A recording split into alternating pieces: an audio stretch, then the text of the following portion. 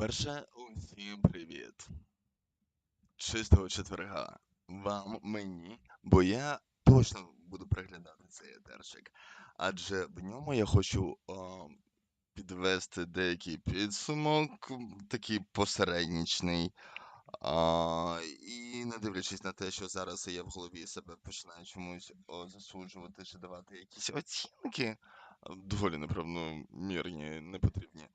Я цього робити не буду. А хочу сказати, що познайомився з Роджером, з Алраном, з Сатоші, яка типу допомагає мені. Не типу, а правда допомагає мені з роботою, бо тут по роботі дуже такі цікаві цікавинки, хочу сказати. Але не суть. Бо, як відомо, суть вони в пісок. І поки я насолоджуюся унікальнішим сетом діджеєм Буддапєшта, створеним у місті Львова. Що я сюди поліз? Я забувся. Але хотів сказати, що це якраз той випадок, коли я собі музику чую, а ви не треба. А хто б знесли?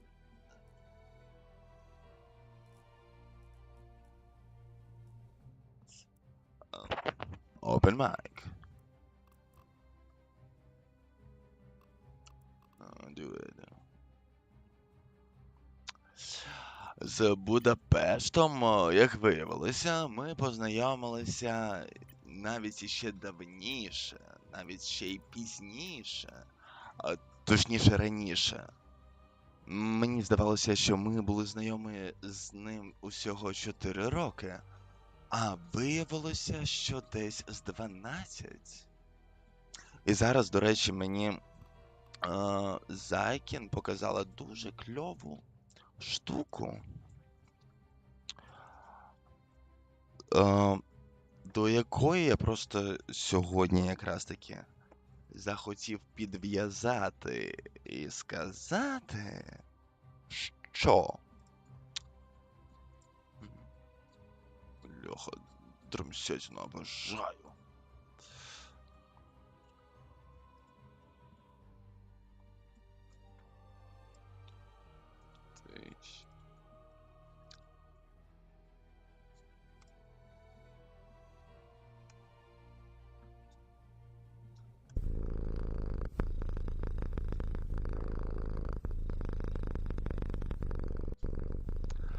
От мені на це просто таки і хочеться прокоментувати. Це могли би бути ми з тобою, але ти обрав вірити натуралам.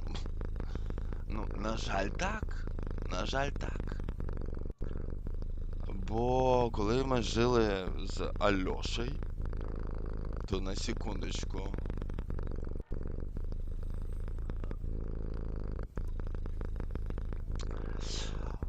То він не тільки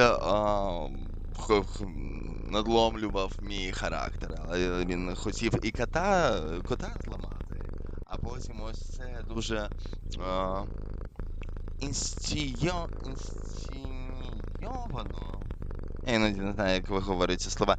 Інсценійовано грати мені по мізкам, типу, от, це ж був наш кіт, а тепер ти його єдинолічно забрав, хуйо-майо, бла-бла-бла. Але, по-перше, за цього кота я чомусь ще й від батька вислуховував, який вообще був ні пришей кобилі хвост. Ой. Так, я зараз відключуся. Give me a sec, I'll put myself on mute. І коли ми з цим банківським сотрудником знаходилися в Києві в моїй квартирі, живучи за мій рахунок, поки той працював десь в банку, виявився день влітку, коли грошей не було зовсім.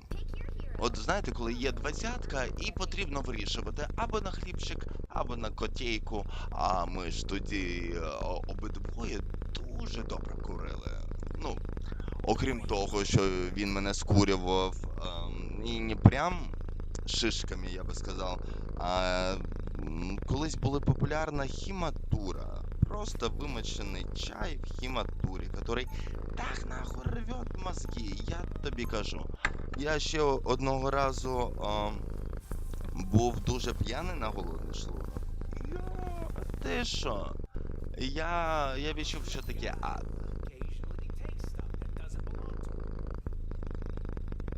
Вот. Да тем не менш. С Лешей Бог уже с ним. Как-то еще история розрулиться. Однак він також був присутній. І можу сказати, що через нього мене не взяли. Мене тетя Оля отправляла на кастинг ведущих, где я даже понравился чуваку, пока рот не открыл, условно говоря.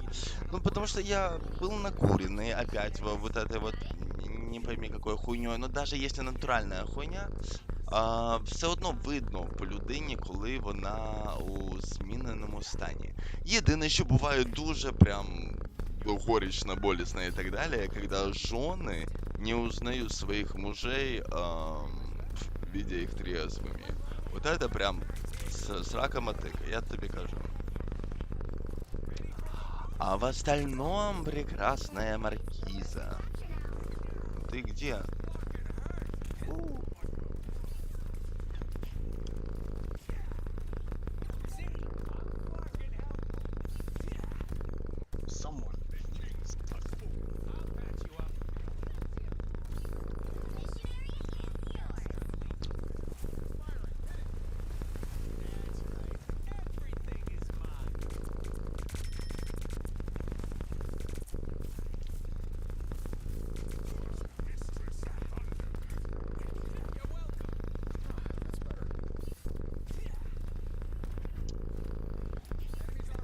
Так, ну це маркотіння дуже мене заспокоює. Я ще розпочав невеличкий, знов невеличкий запис, невеличку історію, яку я досі не закінчив.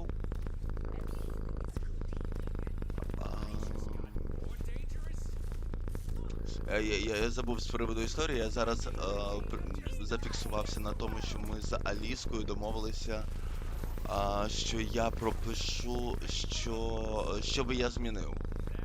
Типу, не жалітися, а умовно, неумовно змінити дійсність, принаймні мою. Ай, блядь, ти що? Кукусики? Алло. Блядь.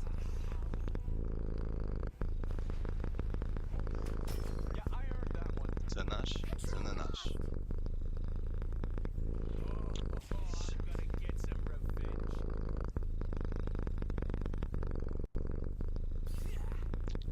От, Буддапєшт. Чувак, який просто розірвав мені мізки. Окрім того, маючи в арсеналі дуже багато пиздуватих жіночих моделей поведінки і за браком нормальних чоловічих, я розумію, що, і не просто що, а я розумію, де та й коли виходило так, що я лажав із дружбою і приймав, ну, умовно кажучи, гарні манери за схильність там. Про любов ніхто не каже, але з одним з учасників з одним з учасників мастер-шефа, з яким я познайомився, і десь після 3-ї години знайомства був готовий, мав імпульс сказати чуваку, що я його кохаю. І тоді я вже собі давав отчет, что это, ну, типа, ненормальная хуйня. Бо я ж прям засек 3 часа. А?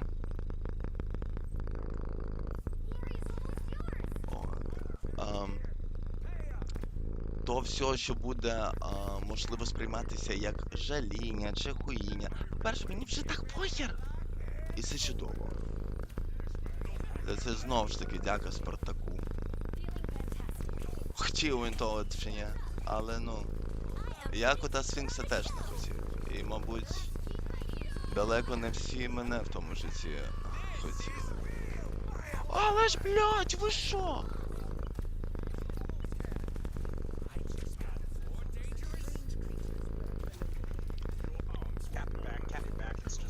Живі. Ти ж... Ай. Блядь.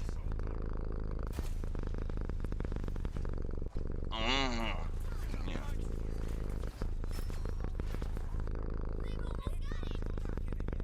Так, алло, ребятки. Ребятушки, нахуй.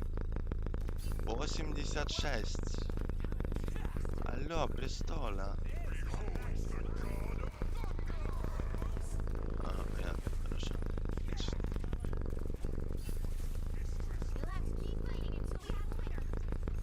Блядь.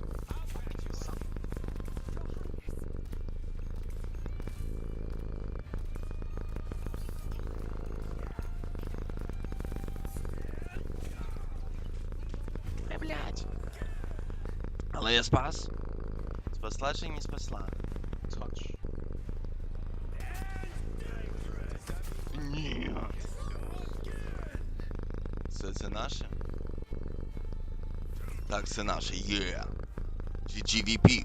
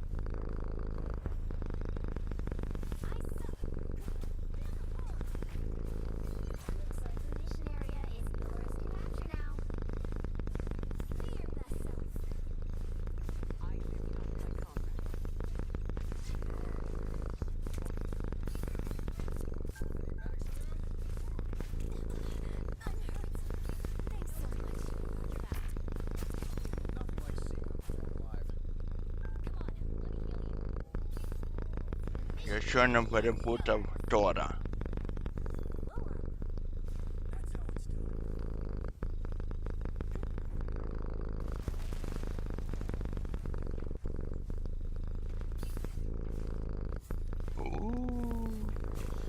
Ледь.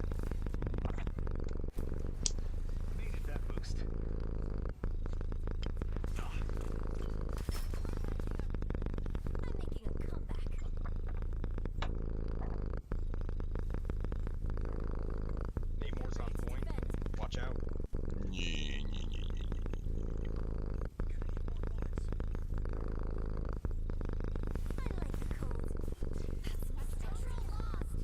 Бля.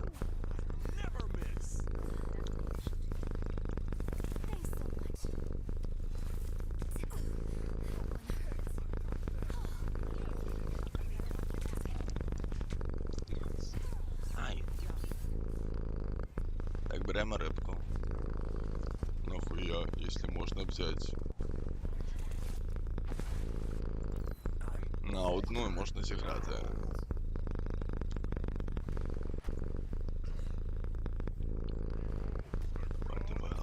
Чашка. Без док.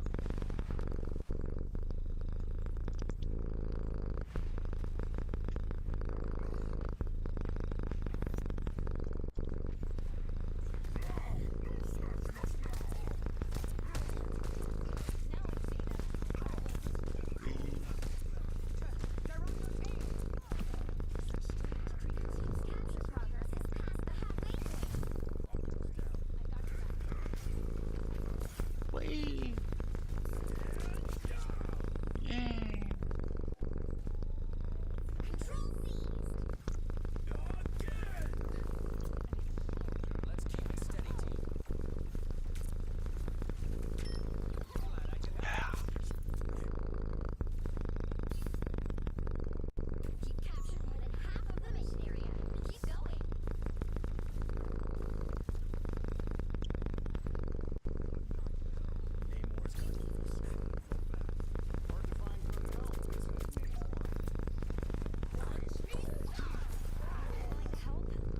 It's Doctor Strange.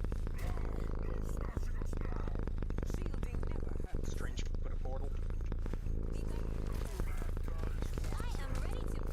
Fucking drugs.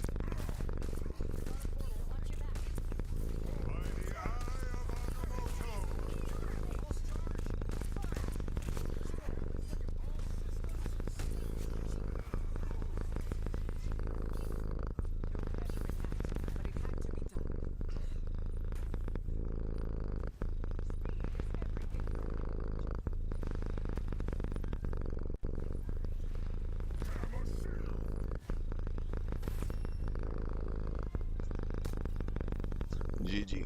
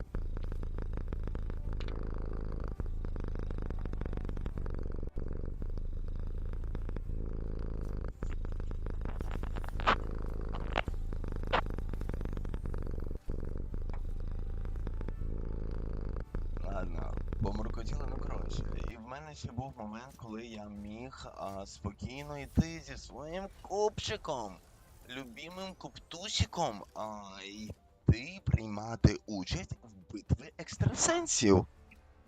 По-перше, з моєю емпатією, добре, можливо, я би ніс і не виграв. Ну, зі мною, може, можна було би домовитись. Хто зна, хто зна. Що це таке? Що відбувається? No, you don't know. Okay.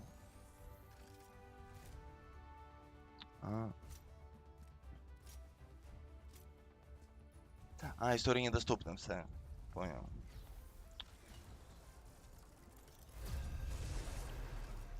In the coming weeks, do not look for light and news, look for loved ones and what you can do for them.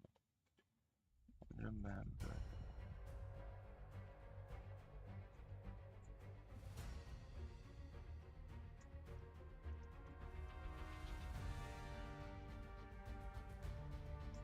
Oh, one second.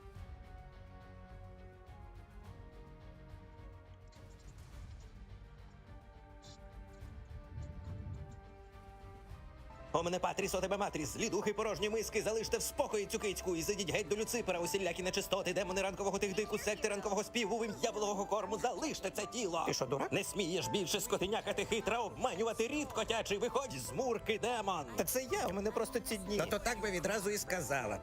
О мене Патріс, о тебе Матріс, злі духи порожні миски, залиште в спокої цю кицьку і зайдіть геть до Люципера, усілякі нечистоти, демони ранкового тихдику, секти ранкового співу, в ім'я былого корму, залиште це тіло. Ти що, дурак? Не смієш більше скотиняка ти хитра, обманювати рід котячий, виходь з мурки, демон. Та це я, у мене просто ці дні. То так би відразу і сказала. О мене Патріс, о тебе Матріс, злі духи порожні миски, залиште в спокої цю кицьку і зайдіть геть до Люципера, усілякі нечистоти, демони ранкового тихдику, секти ранкового співу. Бля. 30 seconds before you attack. Get ready. Мы очень переживаем, что с вами может что-то случиться во время путешествий. Ведь у вас нет никакой охраны. Вы путешествуете, как обычные люди. Со мной Шива. Со мною Шива, со мною Бог. The battle starts in 5, 4, Ходали. 3, Ой, ой, ой. 2, 1. Пігнали, пігнали, пігнали. All you need to do is capture the mission area. Got it? Dr. Doom tore everything apart. I want to be a part of putting Ну, it back принаймні, together. хтось намагається зрозуміти.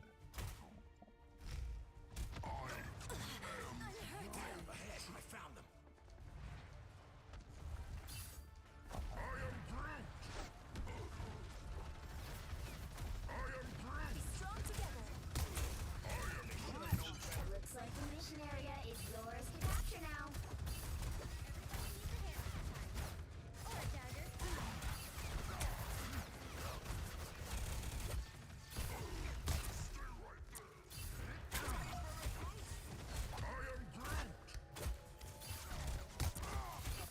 Bro, grace me.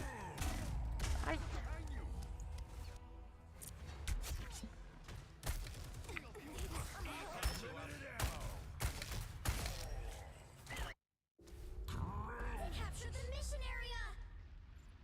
Мгм.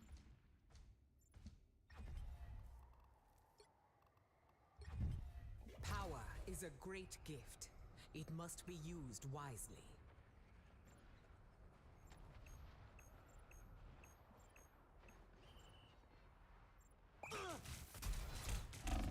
Да ёбаный в рот, надо просто заходить с другого. Зачем мне это? Что я Double KO.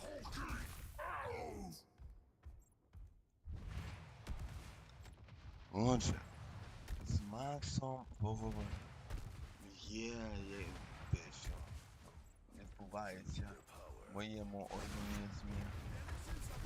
Безумовно. А блядь, ну я ж натискав. Чого воно не натискається, коли я натискав? Можливо, I am ready to put on a show. реакція. Скажи мені, я тобі скажу кейборда, миші. Чи так далі і тому.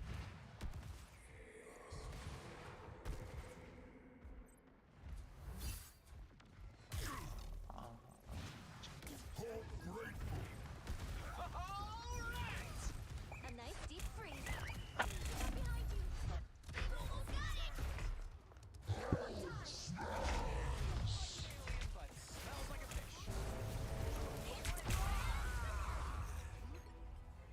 Та ну йоханий. I am ready. Dum, dum, dum, dum, dum, dum, dum, dum. Ну все, GG. You'll have to keep fighting until you're a winner.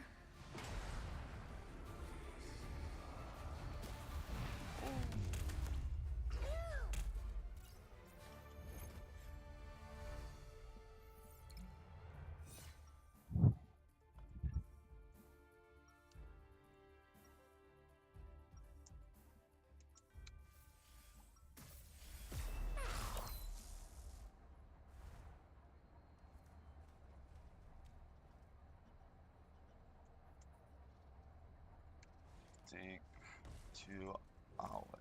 30 seconds before you attack. Get ready. I know every creature who dwells in the sea, but never have I seen any quite like you. Мені дуже цікаво. You are one of a kind. That sounds like I might have said that. I believe that I might have said that. I don't. Phone and said, "Sorry, I cannot hear you. I'm kind of busy." Beginning of the song, are you singing? I've always considered myself blessed. I've known I was put on this earth to build a world where all kids can feel safe. Maybe don't. Hi, is this Mrs. Barnett? I see you were on the path to adopting. We have a little girl here. She is 7 and she has dwarfism. And what's her name? Natalia. Natalia Grace. Natalia Grace. That is beautiful.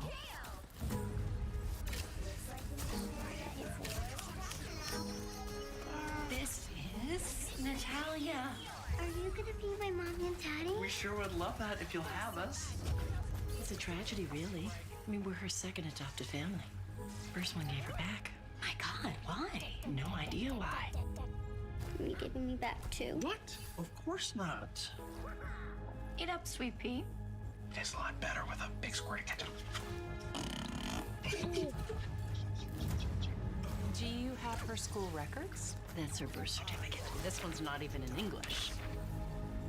Why is this bothering you? They let her in, right? We're supposed to be on the same Don't do team. that. We are on the same team. Something is off. She has adult teeth. There are signs of puberty. Michael? I don't think she's a little girl. We're with Child Protective Services. What? There's been some concern about the safety of the children in your home. Didn't someone leave you there? You have no idea how those people hurt this girl. We are helping her. She's choosing to con us. You're choosing to believe her. You're the one lying to me. You should get a lawyer. What the hell are we supposed to do now? The photo isn't her. She stole someone's identity. I don't know what's going on. How old are you? If you tell a story well enough. Truth doesn't always matter. Folks just love a good American family. The area's almost yours.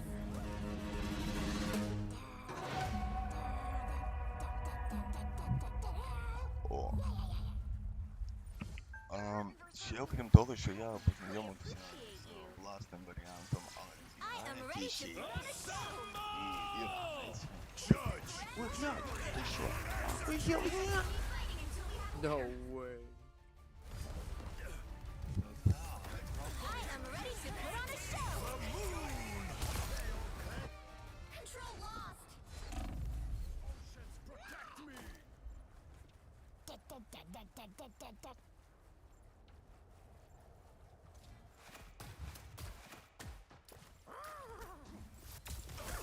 Behind you. A nice deep freeze. Armed and dangerous! Again!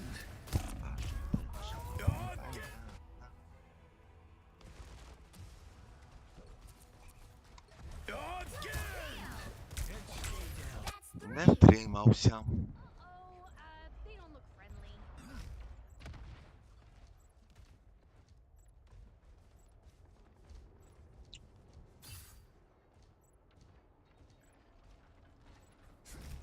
Your team's capture progress is past the halfway point.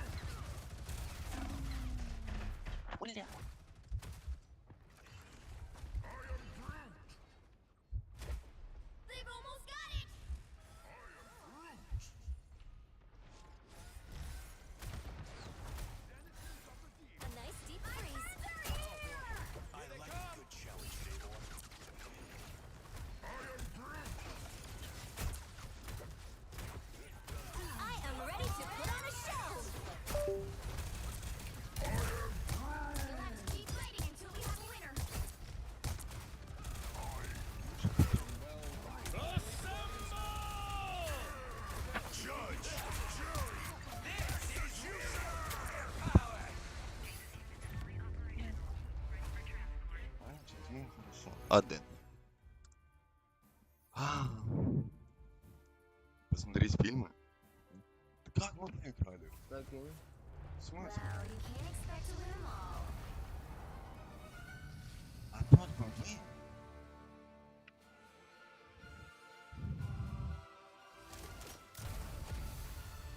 Ну, нафілясь. Давайте послухаємо Лану Чубаху. І ніхто не буде дивитися Captain America. Раніше. О, вау, ви існуєте, супер. Якщо ви знаєте, я зазвичай розказую про свою роботу в школі, про свій 8-річний стаж викладання англійської маленьким дітям. І ось, наприклад, цього року, другий день навчального року, і мене відмудохав першокласник. Ну, просто дивіться, він на другий день мене побив, а на третій день приніс мені букет квітів. Та, це пробник аб'юзера. От. І знаєте, мені здається, що єдина причина, за якою він не написав мені в той вечір смс-ку: «Малишка, ну чого ти дуєшся? Ну, не обіжайся». Тільки через те, що він ще не вміє читати і писати. Не знає літер. І мені от багато хто кажуть: «Ой, ну ти що, ну це ж дитина». Угу. Знаєте, хто теж був дитиною? Гітлер. Ну і взагалі є люди, які кажуть: «Ну, слухай, це перший клас, він не винуватий, просто він так адаптується до школи». Школи віктімблеймінгу. Це школа, в якій діти приходять на лінійку і такі: «Я прийшов до школи рано, вона мене спровокувала». Жесть. Я вже бачу, як через 20 років я бачу його в «Говорить Україна» в якості головного персонажа, бо кожна вчителька вміє побачити по телеку свого випускника. І я така: «О, це ж Андрюша, це ж я в ньому розкрила цей талант». Тому як я впоралася з цією ситуацією? Я взяла всі свої знання з педагогіки, весь свій оцей стаж, досвід 8-річний і звільнилась нахрен!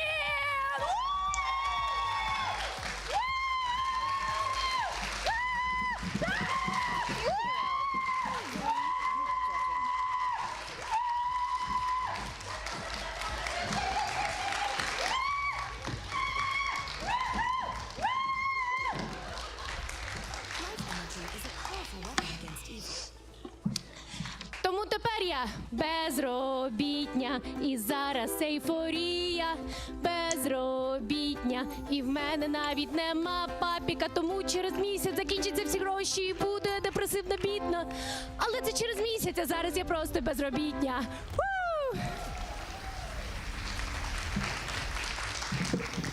Багато людей, коли дізнаються, що я звільнилася зі школи, кажуть: «О, тепер не буде цих веселих історій про дітей, про школу». Буде. Буде ще більше. Тому що тепер мене не тримає страх, що мене звільнять. Тому тепер я буду розказувати всю чернуху, яка траплялась зі мною. Я не буду заміняти імена дітей, оце завість Ваня, казати Шваня. Ні. Я зараз наберу сміливості, я буду казати прізвище. Якщо у вас тут є діти якісь, у вас із глядачів є діти молодшого шкільного віку, я вам просто раджу напрягтись, тому що це, знаєте, як в голодних іграх перед лотереєю. Коротше, от, наприклад, у класі того ж Андрюші, першокласника, був інший хлопчик, який цього навчального року прийшов до школи і сказав мені: «А ти взагалі знаєш, хто мої родителі? У меня богатая семья, у них есть охрана, и она с тобой разберется». І це він сказав тому, що я заборонила йому пихати пальці у вімкнений вентилятор. Але коли він це сказав, я думаю, може дарма сказала, хай би людинка на своєму досвіді повчилась, правильно, що може піти не так. Я якось розказувала цю історію в компанії, там була дівчина, і вона каже: «О, у мене на роботі теж таке було». Я кажу: «А ким ти працюєш? Теж вчителем?» Вона така: «Ні, адвокатом». Ну і взагалі, от розумієте, це шторм, був а мій потім улюблений спосіб, улюблений вид демотивації працювати в школі. Оці лічинки, які тобі погрожують російською. Це просто, це такий, о. У мене минулого року був учень в 2 класі, який один день сказав мені: а я візьму у папи дома пістолет, прийду в школу і вас постріляю. Помітили? Вас постріляю. Уважає. Ну.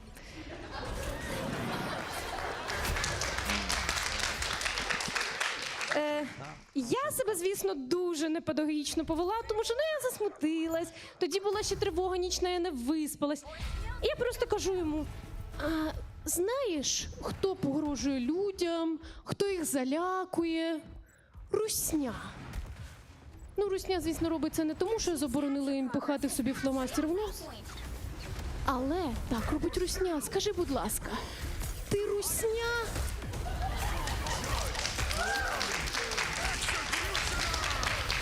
І ця дитина тихесенько сідає собі за парту, і всі інші діти принишкли. І я читаю у них в очах: о, пані Лана, це було жорстко. Жорстко навіть для нас, а ми пісок по приколу жерем. Офігеть. І, дивіться, я одразу в той же день я вже пожалілася класному керівникові, шкільному психологу, батькам, потім його батькам.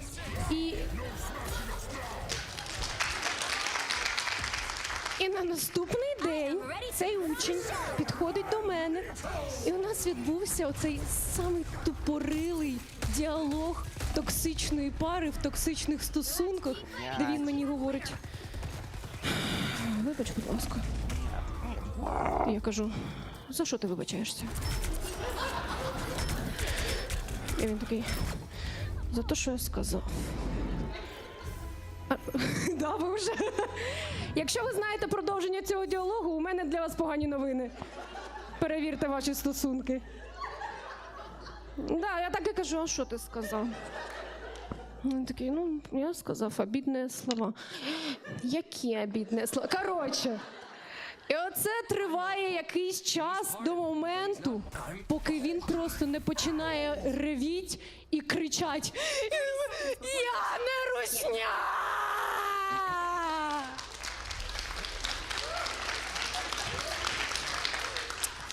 Людині поза контекстом, яка не знала цієї ситуації, могло зі сторони здатись, що вчительку завербувало ГУР. Я просто перевіряю своїх учнів. Тому так, з тих пір я ще, окрім англійської, факультативно викладаю русофобію. Звертайтесь. Так. Але зрозумійте мене правильно, я нічого не маю проти дітей абсолютно, взагалі. Тільки проти їх голосу.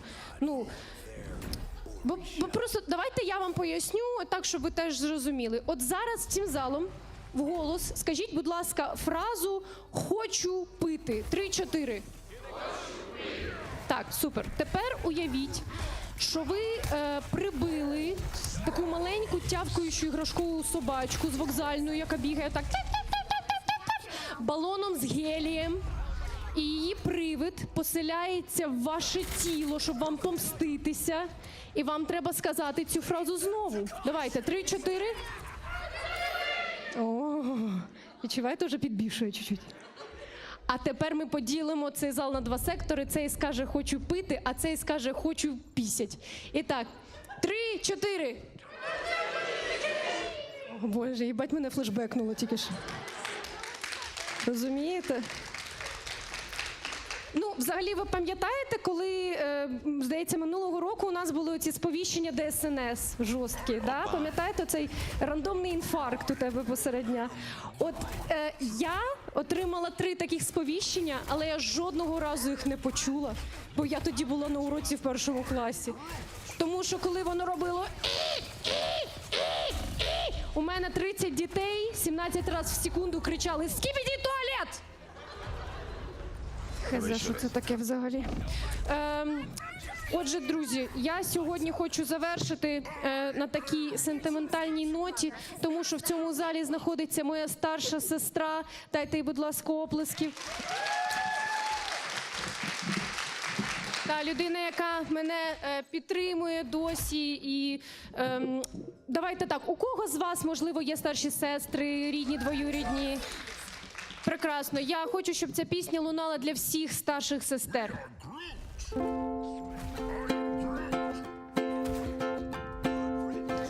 Старші сестри, ну чому ви виглядаєте, наче ви молодші?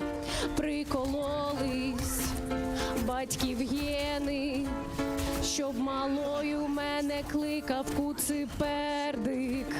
Мама з татом сподівались, що взуття за вами потім ми доносим. Але з 38-м важко розносити ліліпутські ці кросівки. Старші сестри, де ви? А ось де ви на жарти ці, прошу, не ображайтесь, не сумуйте, бо відомо всім, що не може сумним бути умпа-лумпа. Коли я зустріну свою старшу сестру, вона точно за цю пісню мені буде мститись. Хоча ні, пробачить, бо так роблять сестри. А як ні, то буде бити, та хіба що до коліна.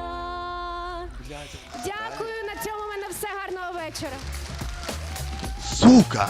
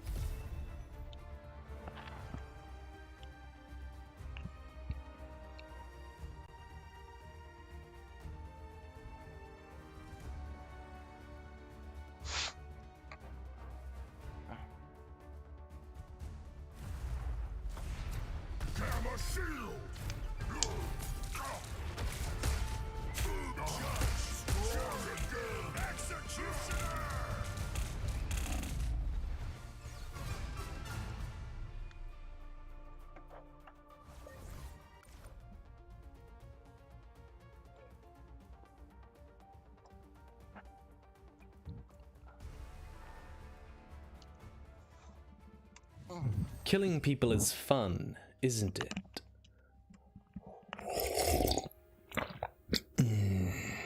It feels great when you pull off a good death scene. People cry, you're a good writer because you made people feel something, which, you know, is hard these days. So I've been studying 19 death scenes by brilliant authors across multiple genres, why they work, and what specific techniques we can learn from them.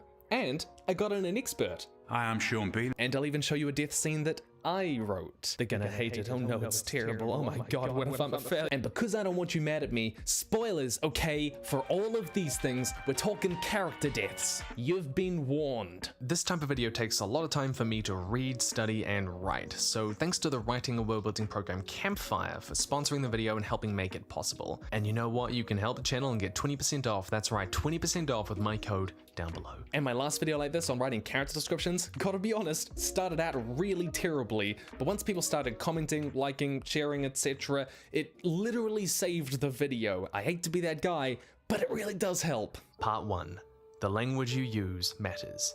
Now, you already know that if the reader is invested in a character, it's gonna hurt when they die, no matter how. Except, get readers invested in your character isn't that helpful advice. That's kind of all of writing, isn't it? But what you focus on and your word choice when describing them dying will create different feelings for the reader. focusing on visceral bodily descriptors like the snap of bones breaking and specific bodily trauma creates fear and horror in the reader. Unsurprisingly, it's a hallmark of Stephen King's writing. And then, as he entered the zone of broken glass, he felt her hand close around his left ankle and squeeze his stump excruciatingly. He screamed. One of his elbows came down on a hook of glass and it jabbed up into his arm. He crawled forward anyway, with it sticking out of him like a pushpin. He turned back again, and yes, her face had gone black, a dusky, rotted plum black from which her bleeding eyes bulged wildly. The pressure slackened. For a moment, he could breathe again. Then Annie collapsed on top of him, a mountain of slack flesh, and he couldn't breathe at all. King's focus is on these clear, instinctual descriptions of injuries and pain that create this claustrophobic feeling with a real threat of harm that we can understand very physically, to the point that we're left with a sigh of relief when it's over. And we can contrast this with how Philip Pullman describes Lee Scoresby's death in His Dark Materials. Another crack, and this time the bullet went deep somewhere inside, seeking out the center of his life. He thought, it won't find it there. Hester's my center. Lee found it hard to pull the trigger. Everything was hard. Then, she was pressing her little proud, broken self against his face, as close as she could get. And then they died. The language here talks about pain and death in the abstract, rather than attaching it to visceral bodily descriptors like King, where Pullman uses metaphors and similes to abstract us from the pain of death, focusing instead on the love that he and his daemon Hester shared. King's only poetics only bring us closer to the painful and uncomfortable experience with words like slack flesh. The word choice in The Subtle Knife helps the reader feel sorrow and loss, not uncomfortable or horrified the way King wants us to feel. He could have described the intense agony of having a bullet inside you, but he doesn't. Consider where the words put the focus in the description of your death scene, and also how abstracted the reader is from the character's pain and suffering. But this is also why you've got to think really carefully about Part 2, how you introduce the death. So I read Bridge to Terabithia when I was like 10, a great age to read a book like that.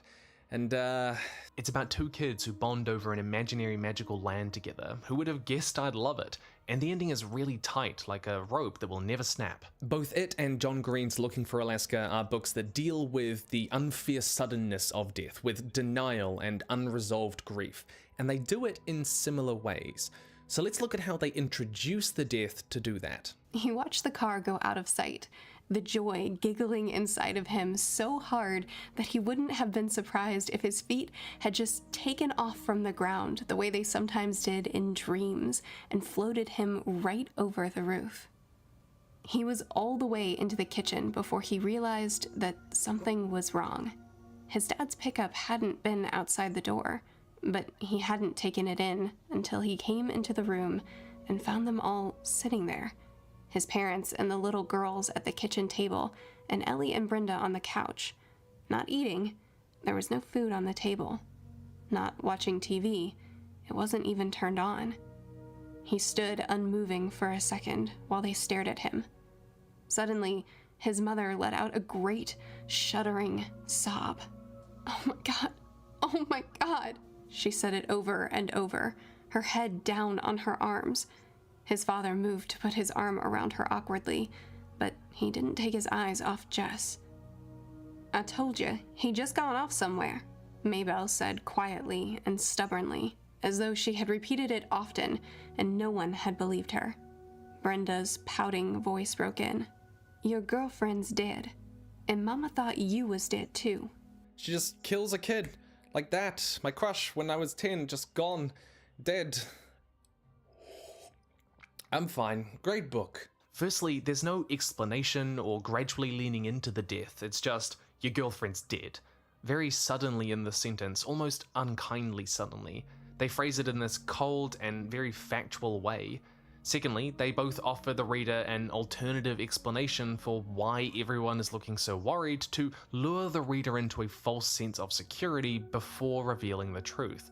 This gives us momentary relief, hope, which then makes the reveal all the more shocking and sharper.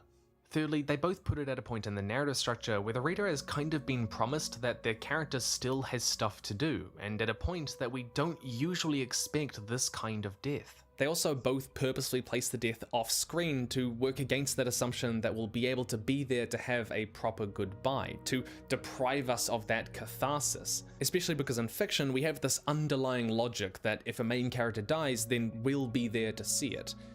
But we aren't. But death does not wait. It also sets the story up to explore feelings of denial and dread leading up to the reveal as the clues slowly stack up for us, and the guilt of not being there for them after. These may be feelings that you want the reader to have, and these can help you do that. Off-screen deaths can also happen for other reasons too, suspense, or it's inappropriate for your style or genre or age group, or you want their final moment to be something else perhaps. Maybe a father is on a trip with his son in the Arctic and they're running out of food, and to ensure his son survives, he goes out into the cold to die. The important moment here is the goodbye and not the death. The son not seeing the death is even important. In contrast, we can look at how the death of the 10th Doctor from Doctor Who is introduced to us, which I have not and will not get over, because we all damn well know it peaked with him. If you disagree with me, feel free to tell me why you're wrong in the comments. 10's death is introduced very gradually. We can see it coming for a long time, and it's 20 minutes from knowing he will die to dead. It's not a gruesome slog of him bleeding out on the ground either. The writer didn't want to create the feelings of horror and fear like Stephen King, or shock and loss like Bridge to Terabithia or Looking for Alaska. He wanted us to feel the sorrow that comes from the inevitability of knowing your death is coming and not being able to stop it, culminating in this final moment. I don't want to go. This is a feeling a lot of stories about terminally ill characters try to create in the reader, and in both cases, that time before the death is really important to fostering that feeling. But sometimes character deaths can be dragged out to help the reader come to terms with their death, accept it, eventually move on with this bittersweet ending. Gladiator ends with the death of Maximus, and you can see it coming for a long time with him seeing his family in the afterlife in these flashes. Where Bridge to Terabithia's suddenness feels horrible because there was never any chance to say goodbye or come to terms with it, by the time Maximus actually dies, there's this catharsis for the viewer that he's finally at rest, especially because those last moments are spent killing the antagonist. His whole story is tying up for us. There's also no sudden tonal shift in this moment either, like there are in the stories of Looking for Alaska and Bridge to Terabithia, because the writers wanted the death to feel like a natural passage for the character and this story. We are being told to let him go. It's not jarring in any way, it's just the next step.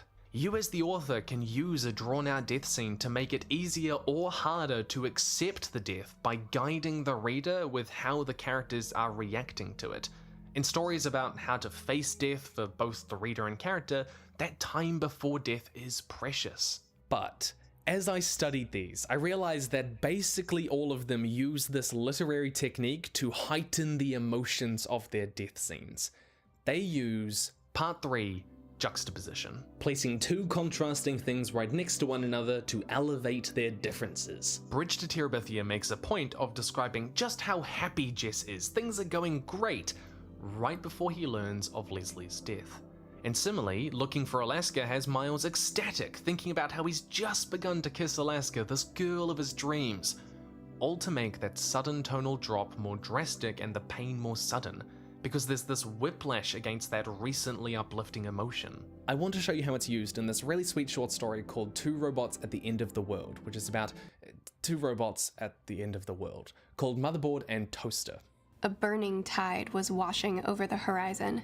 It glittered with memory, its many arms propping itself up on the mountaintops. 4%. Toaster had seen many images of humans watching the sunrise and sunset. One of them had always rested their head on the shoulder of the other. He had no head, and Motherboard had no shoulder, but he wheeled himself up onto the rock at her level and tipped his optic screen onto her bonnet. It was growing colder. "Remember to keep your solar plates open, Toaster," she said, her audio chip fuzzing out on the last few words. Clinging to the sunrise, Motherboard used what little power she had left to sear the fire and bronze display onto her optics. It was the last thing she would ever see. A sunrise that would stay with her forever. Crystallized, not bent or refracted, every strand captured perfectly. Her optics dipped. "Motherboard?" said Toaster. But he was alone. And that was written by me, actually. I didn't want to shape your expectations of it by telling you first. Juxtaposing Motherboard's death with a beautiful sunrise just serves to emphasize the grim reality of her death in a way that simply describing how horrible and dark and fearful and painful it is now would not. Juxtaposition like this also complicates your prose in a death scene. Beauty in dark times can hold a lot of meaning for characters and the reader, like it does for Toaster here. It's intentionally bittersweet, and it's something Motherboard always wanted to see. But Gladiator, on the other hand, actually uses juxtaposition to help us come to terms with Maximus's death, and let him go. The final scenes flick and contrast between the bloody, dry arena and the beautiful, tranquil fields of the afterlife. The beauty of the next life only makes the bloody reality of this one worse. As the scene goes on, you want him to move on to this beautiful place, until he does, and it feels right. So the question is, what small thing could you juxtapose the death against in your prose to enhance the emotions or atmosphere that you want your reader to feel? Death scenes mean you're handling a lot of complicated emotions. You really want the reader to feel something, and when you want that, it can be really easy to fall into Part 4. Melodrama! This is funny. This is not. This funny. This not. Funny not. When you really want the reader to feel something, there's this very real temptation to just ramp up the intensity and displays of emotion, falling to their knees, crying to the heavens, fainting in shock, going, I have been guilty of this, and chances are so have you, and it's especially tempting when killing a character. We want readers to feel things, but melodrama isn't that great these days. Melodrama strips a scene of subtext, which is when there's information not explicitly said, but it plays into the scene. Depth, in other words. Look what's being felt and explored, but isn't being said aloud in the scene. It's also just not convincing for characters to be over-dramatic in these ways, which can at worst make it funny in your most emotional moments, but it's also just not that immersive because we're being told how to feel rather than just letting ourselves feel the moment as it is. The reality is, humans will often have a lot going on inside their head, even if it doesn't come out in these big displays, physically or vocally. This simple handshake between John Coffey and Paul Edgecombe as he puts this innocent man to death is a hell of a lot more meaningful to me than... Even though the handshake is very underplayed, restraint and what we don't say are also fantastic indications of emotions and character. So, are you being melodramatic with your death scene? Well, I think there are 4 main red flags that are easy to look out for. 1. Characters are expressing emotions disproportionate to their death or to how they would usually express themselves, especially physically. It's out of character, but the story treats it as totally authentic. 2. Characters are expressing everything that they're feeling vocally. Stay with me! Oh, it's getting dark! Cliches often come to mind about this. 3. Characters are describing just how freaking intense an emotion is, rather than what it means for them, or describing how they're reacting. And 4. Excessive use of metaphors or extended metaphors to describe the feelings. And cheers to Shailene Bishop, Faye Onyx, and Chris Winkle, who pointed out the last couple of those that I hadn't thought of. And for a great example, let's return to the instant classic 50 Shades of Grey. The pain is indescribable, physical, mental, metaphysical. It is everywhere, seeping into the marrow of my bones. Grief. This is grief, and I brought it on myself. Deep down, a nasty, unbidden thought comes from my inner goddess. Her lips contorted in a snarl. The physical pain from the bite of a belt is nothing compared to this devastation. Existential pain or relief or loss after someone's death is a thing, but people don't tend to think of it in these abstract ways, but in how we can't get out of bed, how we feel nothing when we're doing something we would usually love, how we can't focus on damn well anything. I'm not saying using metaphors to describe emotions is melodramatic on its own, it's not. But having them dominate how a character expresses their emotions, especially metaphors that are esoteric and heady and philosophical, can make a death feel like it's not really happening in or affecting reality. We can immediately contrast this to Miles' reaction to Alaska's death in Looking for Alaska. Gasping, vomiting over and over again, wanting to melt into the brown, crunchy grass, a dull, endless pain in my gut that wouldn't go away even when I knelt on the stingingly frozen tile of the bathroom, dry heaving. Very little is abstract here, and even when it is, it's all grounded in very relatable actions and decisions. This is where you need to listen to beta readers. If they tell you it's melodramatic, it's probably because it's coming across that way. But it also may mean that you haven't built up the important story beats the way that you think, and so readers might just not be convinced of the intensity of these emotions yet. And that's because as authors, it is very easy for us to feel what we think people should be feeling when we're reading our own writing. But I also found that the most heart-wrenching deaths for me went even further than this, because they, part 5, leave the character with something unfinished. A goal they haven't reached, a conversation they need to have, a place they need to see, an arc they haven't finished, something important they need to do, and it especially hurts if they're really close to it. This does two things. One, it's hard to come to terms with their death when we don't get the catharsis we feel we deserve, when their subplots and arcs aren't neatly tied up yet. And two, it makes it more unexpected for the same reasons. We kind of expect everything to be tied up before a character can die. Jon Snow's death in George R. Martin's A Dance with Dragons hit when it came out because Jon still hadn't learned the truth of his parents, beaten the others, or fully earned the loyalty of the Night's Watch as leader. John Green captures this feeling quite nicely in Alaska's unexplored relationship with Miles as he thinks, "Don't, I have just begun to kiss her." In Bridge to Terabithia, they still have to save the imaginary kingdom together when she dies. The 10th Doctor's whole thing was that he felt like he could do so much more if he didn't die. I consistently found that the most painful deaths for me left me with these unresolved feelings of something left unfinished that deprived me of the catharsis I thought the character deserved and I deserved. We talked before about sudden versus expected deaths, and leaving something unfinished can really help capture that sense of the suddenness of death. That death doesn't wait for us to tie up all of our plot lines. On the other hand, you could complicate the reader's feelings about a character's death by having them willing to die, but some things are still unfinished. The reader can feel that catharsis, but there's also that element of unfairness. Snape kind of fits into this. He dies in the Deathly Hallows knowing he is protecting Harry, and that Harry knows that he was protecting him. But he never gets to see Voldemort's fall, a final revenge for Lily that he always wanted. But at the same time, we kinda love stories where characters are finished before they die, like in Gladiator.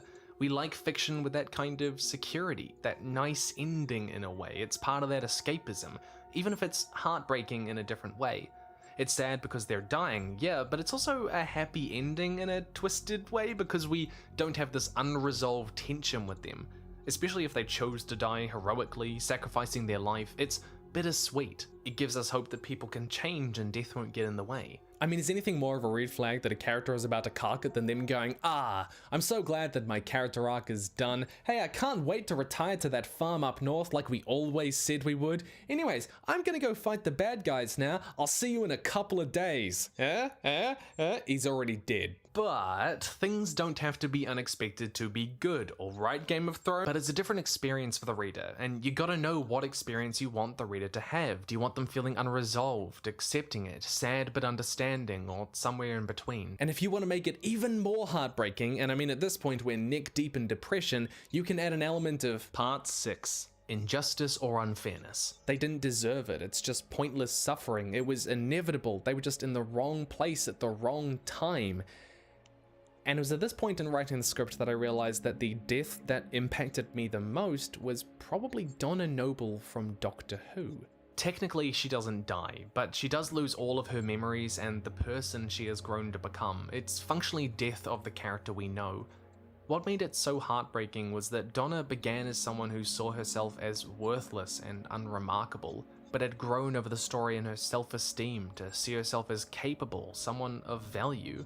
More than anyone, she deserved to keep her experiences of being with the Doctor, but she got this horrible ending. And again, you know this is when Doctor Who peaked, this is not up for debate. Injustice or unfairness creates a different kind of empathy in the reader.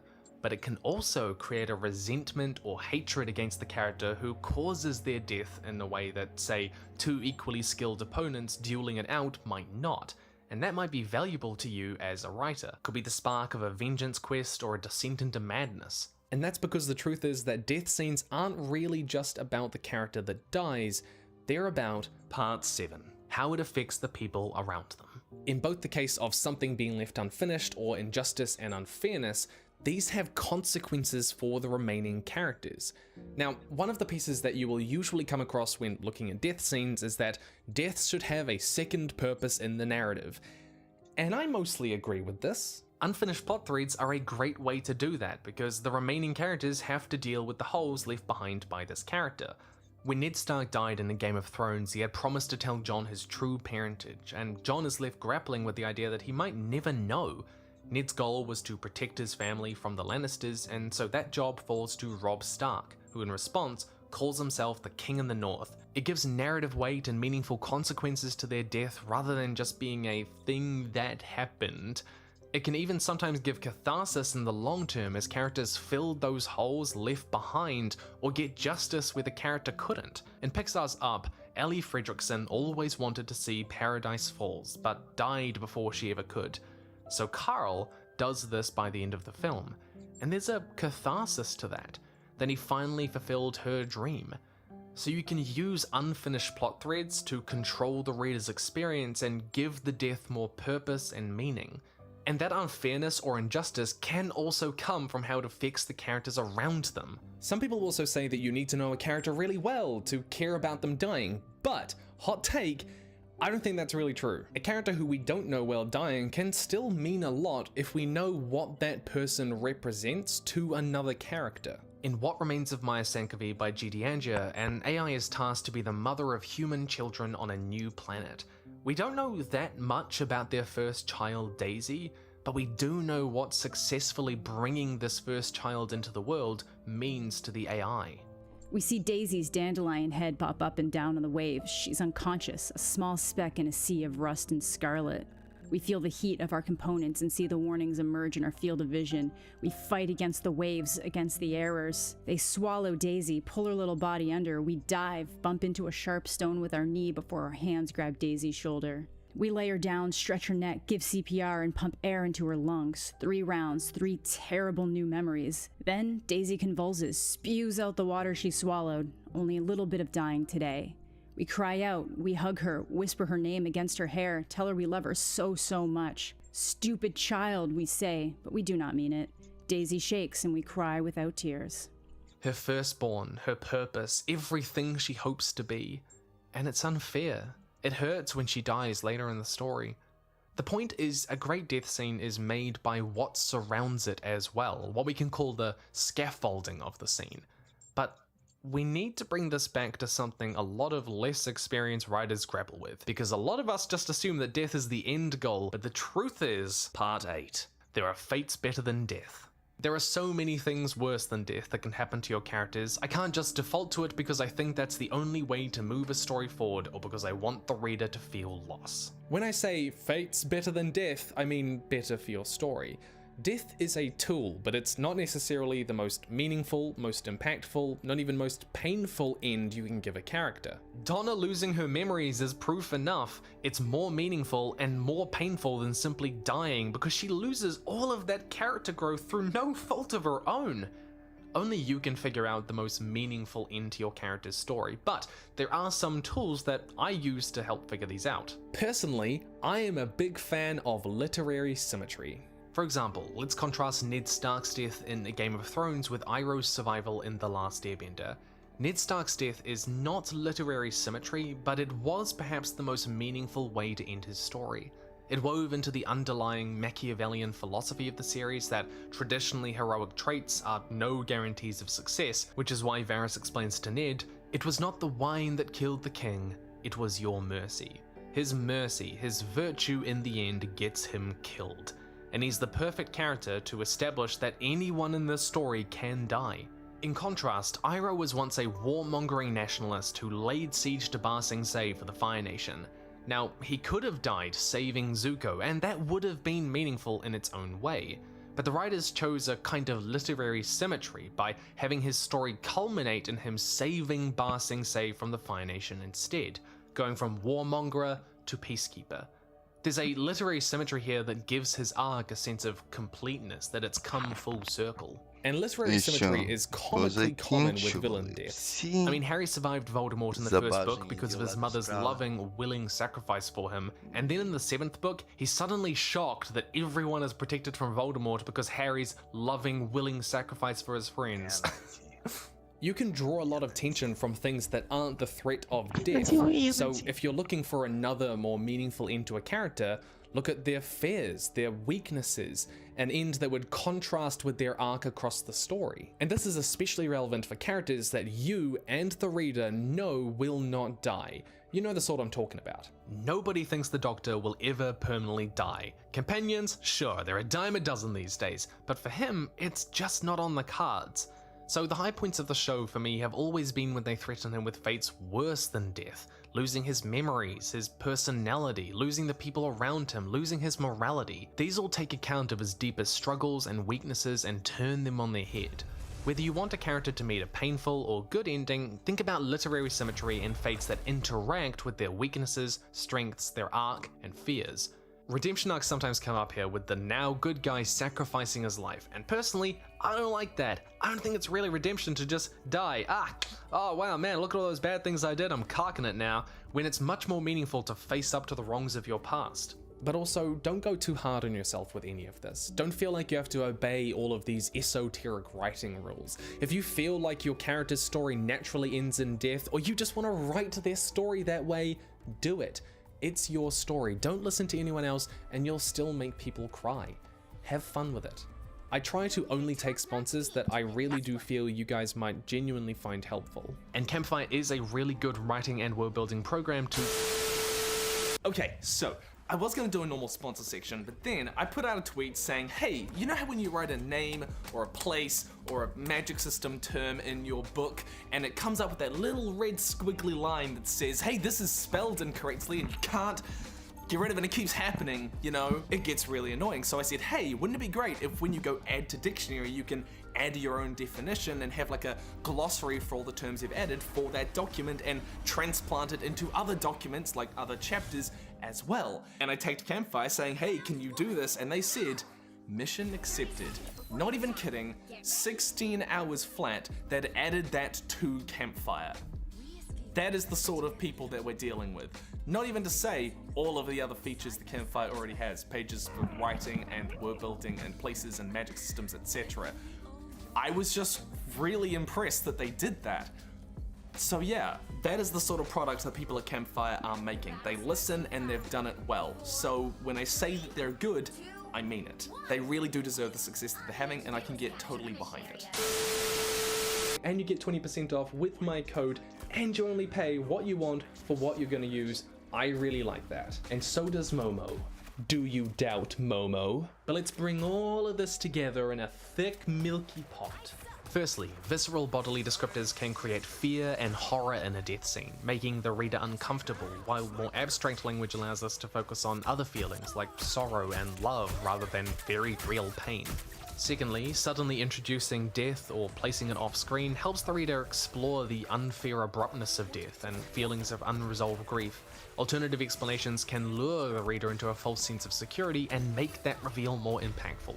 Thirdly, longer death scenes can foster an exploration of powerlessness and the inevitability of death, but they can also be used to guide the reader to accepting this bittersweet ending.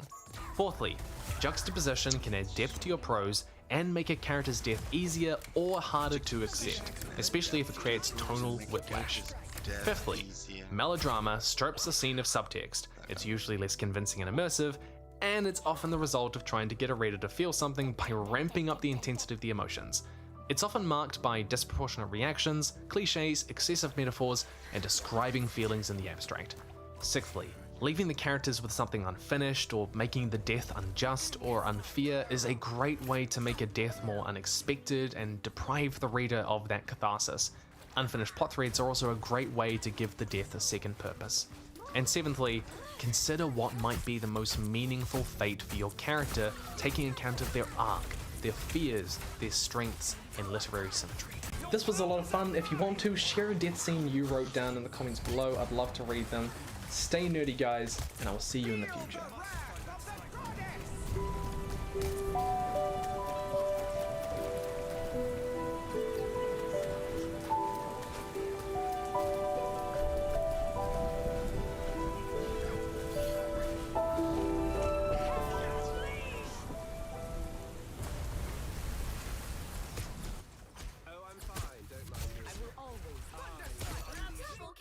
A couple of months ago, I made a video breaking down all the clips from Marvel trailers that didn't appear in the final edit of the movie, and while I thought I got them all, evidently, I didn't. So I've read all the comments and made an updated version, plus included all the new Marvel movies that have come out since. There's about 100 additions to the previous video. Also, I've elaborated on what happened to the footage, plus I've made it more easy to digest, because some people noted that the editing was a bit too fast-paced last time. Anyway, this is every moment from every Marvel trailer that never made it into the theatrical edit of the movie. Let's do it.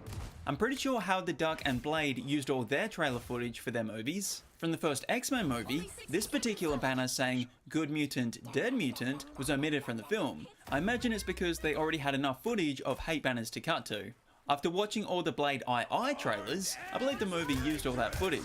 The very first teaser trailer for Spider-Man featured the title character trapping a helicopter of burglars with webbing in between two buildings. Those buildings were the Twin Towers. Weeks after the release of this teaser, the real-world September 11 events occurred, leading to Sony pulling the trailer from theaters. Prior to the trailer unofficially making its way online in later years, very few people actually got to see it, only being shown in front of 24 movies before the incident. Now, as for the footage itself, I've read conflicting articles that say the footage was filmed exclusively for the teaser, while others say this was going to be how the movie ended. Either way, the towers were paid homage to in the final edit, as there's a moment where you can briefly see them in the reflection of Spider-Man's eyes. From a different trailer, you might notice that during the car pursuit, where Spider-Man chases after the burglar, the Spider-Man suit is not the one used in the film.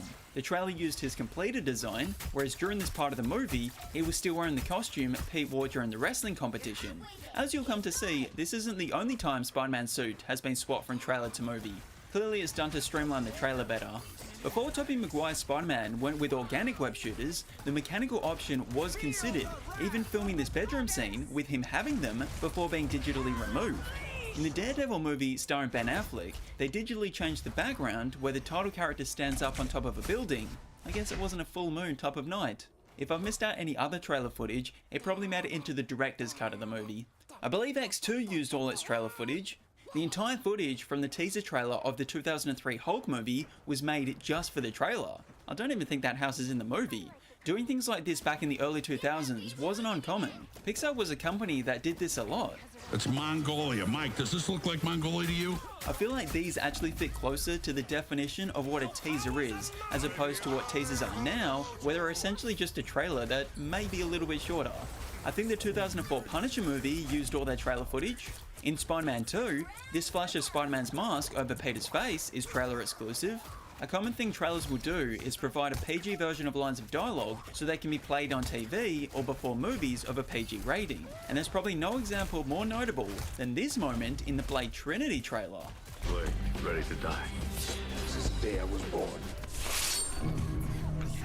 I was born ready, mother. I watched all the Electro trailers and I don't think there was anything missing from the movie. The 2005 Fantastic Four movie changed this billboard from Phantom of the Opera in the trailer to U-verse. I guess Phantom of the Opera had closed at this point. It was not cool that this line from Johnny was removed from the final cut. You know that look cool. And while we do see Johnny inside this machine in the movie, we don't see him being closed into it like seen in the trailer. Bolivar Trask never says this line in X-Men The Last Stand. On principle, I can't negotiate with these people. It's made to look like it's a part of this boardroom scene. On principle, I can't negotiate with these people. But Trask never says it in that room, nor the Oval Office like the trailer suggests. You know I agree, sir. We also never see this shot of Jimmy being slid across the table, maybe getting examined or taking blood to be experimented on. I'm not as familiar with the Ghost Rider movies as I am with the other Marvel films, but I think both of them used all their footage in each movie.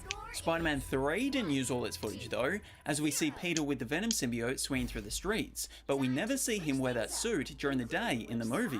This is, however, seen in the editor's cut, right after Eddie gets fired. In the theatrical cut, this window reflection is of the black symbiote, not his red and blue suit. This was actually a shot used in most trailers. I feel like it was more a stylistic choice exclusively for the trailers, knowing it wouldn't be used in the movie. This shirt rip to reveal the black suit is from a deleted scene where we can see the symbiote taking over more of Peter's mind. Just before Peter is about to take the symbiote off, the camera pushes towards him sitting on top of the church building, but in the trailer, the camera pulls out of his chest. I almost left the cinema because of this change. In the Fantastic Four Rise of the Silver Surfer trailer, Ben and Johnny say, "That's bad. That's really bad." What they thought was bad was a paparazzi mistaking Johnny picking up flowers with him proposing to Ben, as seen in a deleted scene. This person's car survived being crushed in the movie, or it was still crushed just off screen. And an alternative line of dialogue at Reed and Sue's Fantastic Wedding was used from trailer to movie. I just bought this tux. This is bullshit. I guess it got more fancy between trailer to film. The line building stock from the first Iron Man trailer ceased to exist in the movie. Same with this line. See if this dog can hunt. Apparently this soundbite was used in some of the Iron Man action figures released for the sequel. They cut Iron Man standing up from a superhero landing, and no inclusion of this pool party scene, which was a deleted scene where Tony goes to his house in Dubai. His intentions seemed to be, have witnesses see him at the party, then he could fly up to be Iron Man in a nearby country without anyone thinking the two were one and the same. The Incredible Hulk trailer opens with Bruce talking with psychologist Lennon Sampson, an interaction that never occurs. Marvel needs to bring Phil Dunphy back, bulked up with green hair. There's a shot in one of the trailers where Bruce is climbing up a snow mountain. This is actually from the alternate opening where Banner wanted to end his life, but Hulk crushed the gun. And there was an interaction between General Ross, Emil Blonsky, and another army official, which was a deleted scene, discussing the first encounter they just had with the Incredible Hulk in Brazil. Are you telling me another one of your Bioforce experiments has gone haywire? I don't recall there being any Deception Punisher Warzone trailer. In the X-Men Origins Ooh Shiny trailer, Logan is holding a deceased Kayla on a sandy dune, but in the movie, he just leaves her there and runs off. Another mutant was set to make a brief cameo too. Can you guess which youngling this is supposed to be? If you said Jim Hawkins from Treasure Planet, you would be completely wrong. It's actually Aurora Munro's Storm. They're not even in the same universe. What a terrible guess. You should probably work on that. Start going to quiz nights. Anyway, this was a deleted scene that occurs just after Logan walks away from Team X. This was one of the most notable moments from the Iron Man 2 trailer, where the very Marvel named Pepper Potts kisses Tony's Iron Man helmet, but in the movie, there seems to be no sign of Pepper on the cargo plane at all. However, there was a whole 2-minute scene leading up to Tony jumping out of the plane that was cut.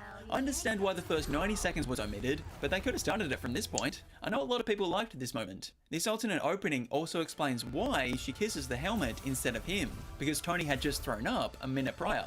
In the first Thor trailer, the title character says, "Oh no, this is Earth, isn't it?" which is not said in the movie. This shot of what looks like Eric Selvig working for S.H.I.E.L.D. is not seen, nor is this shot where Loki is presented Odin's scepter and declared King of Asgard as seen in a deleted scene. It's not uncommon for moments from first trailers to have footage removed from the movie, as was the case for X-Men First Class, where Havoc was using his powers outside the mansion, presumably from the training montage. This line from the second Captain America the First Avenger trailer was cut. You're gonna get so many girls. But he just wanted the one.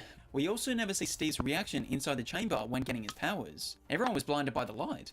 The first Avengers movie didn't use this cool guys don't look at explosions shot of Natasha during the Battle of New York. She also doesn't whip her hair back and forth like Willow during the fight against Clint. This Iron Man suit-up shot from the first Iron Man movie is recycled for the first Avengers trailer. They just changed the background's monitors from green to blue, thinking we wouldn't notice. To be fair, it is a pretty cool shot, so I can see why they wanted to show it again. There was also a TV spot released less than a week before the movie, showing Cap throw his shield towards the camera. This was from a deleted scene where Steve saves a family driving away from a Chitauri soldier in the New York battle. This shot from The Amazing Spider-Man, where Peter is writing science on a chalkboard, was nowhere to be seen in the film, probably because they realized this movie was set in 2012 and no one uses chalkboards anymore. This line from the very well named Kurt Connors was omitted. If you know the truth, Peter, come and get it. I guess Pete didn't want to know the truth. And I also guess he wasn't ready to play God like this line suggested. Ready to play God. Maybe he gets stage fright, prefers a smaller role like a tree or something. This parkour scene leading up to the sewer reveal was heavily edited from trailer to movie. They've clearly cut it up to speed things up. We also didn't get this one. Do you think what happened to you, Peter was an accident? That confirms the very novel named Rajit Ratha survived the bridge attack because the dialogue is from a deleted scene later on in the movie between him and an unmasked Spider-Man. The trailers really set this movie up to be the untold story of Peter Parker and Spider-Man, but it was really just a slightly different story to the version we got 10 years earlier. Iron Man 3 was another Marvel movie that left out trailer footage, including this scene from the President saying, You elected me on a single platform. I will defend this country at all costs. Same with these couple of lines from Trevor. Today is the first day of what's left of your life. Here there is no such thing. I guess in the MCU they don't have that TV show. The Iron Man 3 movie also didn't show us his Captain America shield tattoo, and this reporter upgraded their phone between the trailer and movie. I believe the Wolverine was free from trailer omission. These moments of Jane being wowed as Thor shows her around Asgard were not in Thor the Dark World. I guess the tour went on for too long. It's a big place. As Fury is showing Steve the shiny new helicarriers in Captain America the Winter Soldier, one of them is numbered 42, but in the movie they were renumbered IN 01, 02, and 03. In the Marvel Comics, there's a prison numbered 42, created during the Civil War to hold supers that didn't sign the Registration Act. I guess the reason this was removed from the movie was because they decided to make the next Captain America movie Civil War. Although when they did, they didn't end up going with that prison. Instead, went with the raft. Can you spot the difference between these two shots? Clearly trying to hide the spoiler. In the trailer, Steve answers Sam's question. When do we start? We just did. But in the movie, I guess we'll never know if he did. When do we start? The Amazing Spider-Man 2 had plenty of unused footage. One of the trailers opens with this line. You know what it is I love about being Spider-Man? Everything. Not in the movie. Why was this interaction between Peter and Harry omitted? Isn't that the question of the day? In the movie, Harry says Pete's name. Peter Parker. Hey, Harry. But Pete saying Harry's name is trailer exclusive. Peter Parker. Harry Osborn. More of the pair's interaction was cut, including Peter lying about the career he's in. What have you been up to? I do some web design. Sony had plans to put this line in the movie too, but it never came to be. We have plans for you, Peter Parker. Harry on the glider coming face to face with Felicia Hardy after just becoming the Green Goblin is a deleted scene. I can't believe they cut those moments. Those were the only things in the trailer that made me want to see the movie. When I saw the motion picture, I felt as foolish as SpongeBob when he ripped his pants. While there are deleted scenes for some of these, movies don't always release all their deleted footage. For example, they filmed a whole bunch with Shailene Woodley as Mary Jane Watson, but not only was she not in the movie, but she wasn't in any of the deleted scenes. Actually, she's in this shot here. Do your research better. From X-Men Days of Future Past, the first trailer hinted at us getting more Rogue, but other than her appearance at the end, the rest of the scenes were edited out, before eventually being released in a Rogue cut of the film. And I think this line was cut for being a bit too harsh. You're cold-hearted, Vince. These lineup shots from Guardians of the Galaxy was used heavily in the marketing, but it was quite different from the film. Draxus wasn't in the movie, Groot had his full limbs in the trailer, Quill's finger was censored, and the five of them were never together at this point in the movie. Clearly just a way to introduce the team in an easy way. They also cut a shot where we see the back of a topless Gamora. I wonder how many extra hours it took to cover her whole torso in green paint. Ultron melting his arm wasn't in Avengers Age of Ultron. The location of Wanda's breakdown after her brother's death is in a different location from trailer to movie. A mysterious person undresses by a pool. Who is this person? Why are they swimming? Is she joining Thor to have a dip in the spa? I actually have no idea. She's not in any deleted scenes. Prior to the movie being released, there was speculation she could be a member of the Dora Milaje, or perhaps Mantis, who did first appear in an Avengers comic. Maybe it was actually Mantis, but removed it because they decided to have the character appear in the next Guardians of the Galaxy movie instead. But the most likely person it could be is a Norm, who are a group of female beings that can see the future and manifest themselves through the water of sight. Black Widow walking with two guns was not required for the final movie. They defeated Ultron without them. Characters being edited out of shots is not uncommon to try and avoid spoilers. Avengers Age of Ultron removed Scarlet Witch and Quicksilver on the side of the Avengers to prevent people who haven't read the comics from knowing that the twins turn to the light side of the Force. Dialogue is also something that can often be slightly tweaked between trailer and movie, like this moment. I will be fair but firmly cruel. I will be reinstituting Prima Nocta. This line is not in Ant-Man. Is it too late to change the name? But I can answer that for him. Yes, it is too late. They cut out this money shot of money. Looks like some kind of bank heist was removed. The end of the movie interaction about joining the Avengers is slightly different from trailer to movie. There was this dude looking for you. He works for the Avengers. Oh, shit. You know what? I can't tell you who my contact is because he works with the Avengers. Oh, no.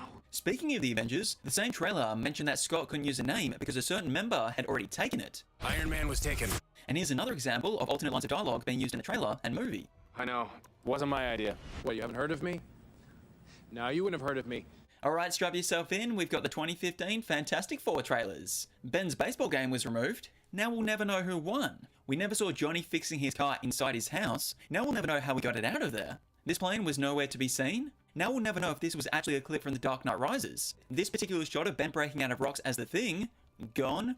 Sue comforting her brother, eliminated. Lightning strike behind Reed